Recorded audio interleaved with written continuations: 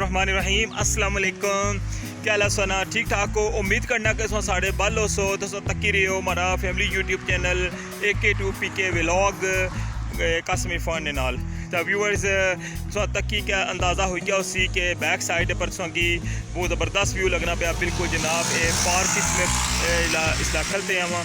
अगर तुस चेचियां छने हो तो चेचियां तो अगर जो मंगला वाली साइड छने हो तो लैड़ी ने साइड पर जो है पार्क है, बहुत ज़बरदस्त पार्क है। तो तुसेंगी अज ने व्लॉग ही दसा कि इत्थै केड़े केड़े झूले लगे न, कितना ज़बरदस्त इसका व्यू है। मौसम अज माशाल्लाह बहुत ज़बरदस्त है।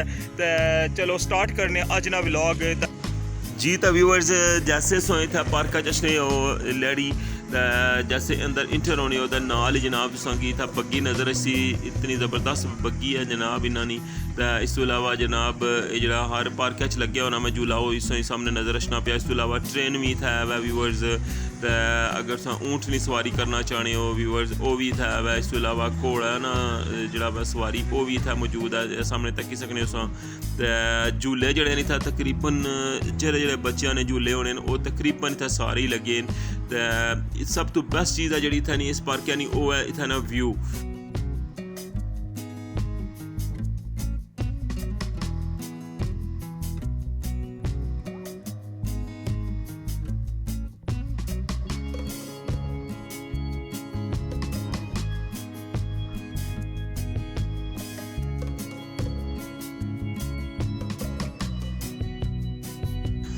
आसमान जो तुम तकने हो माशाल्लाह कितना ज़बरदस्त अज व्यू है। मिगी सब तो ज़्यादा अज आसमान ना जो कलर से बहुत प्यारा लगा माशाल्लाह। बहुत सुकून अचना मैं जो आसमान वाले पास तक मौसम माशाल्लाह बहुत ज़बरदस्त है व्यूअर्स।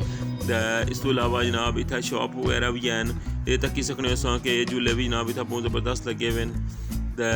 इसने नाल जनाब अग्गै तुम जासो अगर तो मजीद अग्गै बच्चों ने झूले पिंगा हिंगा भी इत्थै लगी हैं जनाब।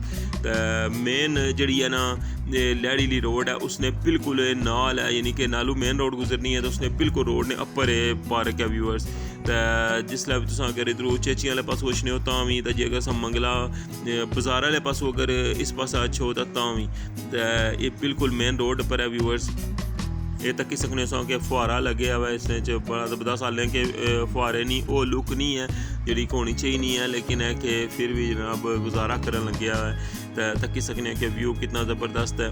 तो उम्मीद करना कि तुसेंगी जड़ा अज ना जड़ा पार्क ना व्यू है जी पार्क नी वीडियो तुसेंगी पसंद आई उसी।